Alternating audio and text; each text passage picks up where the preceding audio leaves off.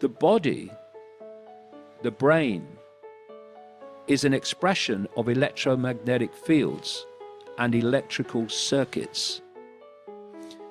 Technologically generated electromagnetic fields and electrical circuits, Wi-Fi, phone communications, this lethal stuff they're bringing in now, which is actually a weapon called 5G, are fundamentally impacting upon the electromagnetic fields of the body, which affect people psychologically and which affect them, quote, physically and emotionally. It's why you get so many people who are close to these towers that suffer from depression. It's because they're being affected by the electromagnetic, technological electromagnetic impact on their field, which expresses itself psychologically in terms of emotion, in terms of physicality. And the body's electromagnetic fields, when they're in a balanced, harmonious state, equal physical health, a lack of dis-ease, disharmony. When you start impacting upon the balance of that field, you create disharmony, and through that you get physical dis-ease, which is just an expression of electromagnetic disharmony. Disease causes disease. This is why people that work or live close to these sources of electromagnetic energy, be they phone towers or whatever, are so they get cancers that are very rare in the population because they have certain effects that go on. This is why radiation is dangerous. This is why radiation affects you.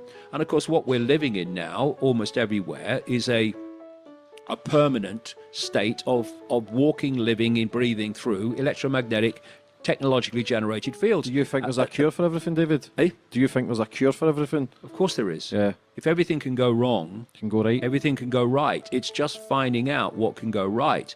And if you are the mainstream medical profession, which is basically just an extension of the pharmaceutical industry, that's all it is, then you are not given the full range of possibility to treat dis-ease, disharmony. You're given the scalpel and the drug. In other words, you're given a bloody hammer. And you're told that every human problem, be it psychological, emotional, or physical, is a frickin' nail. And so, oh, what have you got? Oh, I'm depressed. Oh, over here, bang, there you go. You'll get that at the drugstore. What do you think of vaccinations, this is what David? it goes on.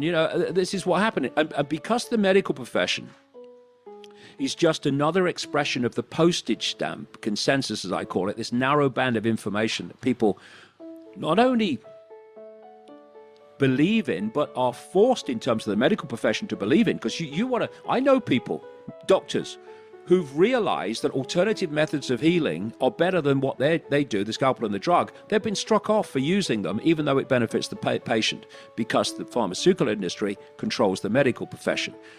This is why now we're seeing this war on the circulation of information challenging the official story of vaccines.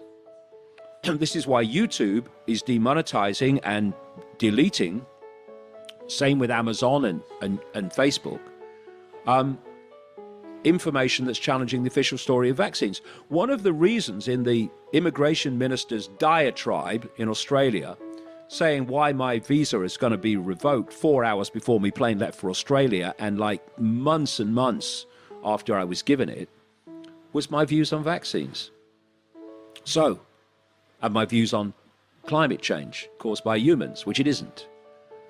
Climate's always frickin' changed. But that means that in Australia, in a society that believes it's free, the pharmaceutical industry that makes billions and billions of pounds out of vaccines can say what it likes about vaccines. But me, from me one-bedroom flat on the Isle of Wight, can't go to Australia and give a different view. Now, we're back to something else. Why Is the Australian government, which is an asset of the pharmaceutical industry like all of them, why is it so terrified of me? Why a doctor called Sherry Tenpenny from America, who is a big challenger of vaccinations, she was also banned from Australia. Now, so you've got the vastness of the pharmaceutical industry that can advertise its products and vaccines on the television, but they're terrified of a handful of people going to Australia and challenging that. You know why? Because they can't win the debate. And they're so aware they can't win the debate, they're so aware it's a scam, certainly at the pharmaceutical level, that they have to shut up everybody, even the smallest voice giving another view. And my ban from Australia was a big wake-up call for Australians. I think the petition to get me in is, closing in on 20,000 now, because it reminded them and put in their face, Australia may seem to be a free country, but it's not. Britain may seem to be a free country, it's not. Neither's America. These are illusions. And they're terrified of other opinions. Of course, they know that what they're trying to sell the public across the range of subjects is a load of old bollocks that will not stand up to factual scrutiny. Where do people get your books, David? DavidIcke.com. They'll get it within 24 hours. There's a lot of them. The newest one is Everything You Need to Know. Yeah, when's that coming out? It's out now. It's been out for a little while. Your newest one, sorry, you were talking about that you've not released? I'm literally just finishing that. Are you excited for that one? That will be out probably in about 3 or 4 months. But I've also got a film coming out, which I was asked if they would make a film of my life. It's called Renegade. Seen the trailer the day. Yeah, and that is. We've got some premieres of that in Manchester and London and Los Angeles and New York, and the dates are on the website davidicke.com, and I'll be attending all of them and taking questions afterwards. And the movie itself will be available to download from June the 4th, and it's about my life, yes, but my life is the theme, the backbone, but it's packed with information exposing the whole scam. So I'm hoping it will bring in a lot of new people to see the world is not actually like we thought it was. Yeah, excellent. David, for coming on my show and giving me your time. It's been excellent, and your views, your books, you stand on stage for 10 hours at a time and give your views and your knowledge that you've got. Is there anything you'd like to finish up on, or to try and, for anybody in the struggle that's maybe trying to awaken themselves and they're maybe going through the same journey that you went 30 years ago and they're scared, what advice would you give them, or what would you say to read into or maybe research that could maybe help them? Well, what transformed my life and what would transform anybody's life is to reassess their self-identity. Stop self-identifying with labels. Stop saying that's who I am. No, that's what you're experiencing. What you are is the awareness, the eternal state of awareness that is having the experience.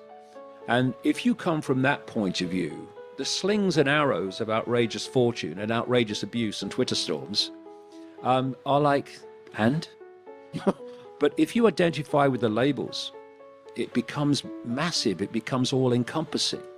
And I would say this more than anything else, and I'll say this to the kids, okay?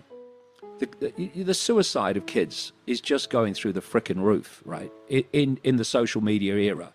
A lot of it is lack of self-respect coming from all the abuse and all the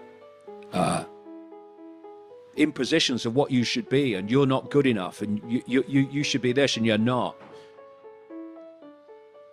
Remember that you are what you are, and what you are now can be something else whenever you choose to become the totality of what you are instead of the little me that you think you are.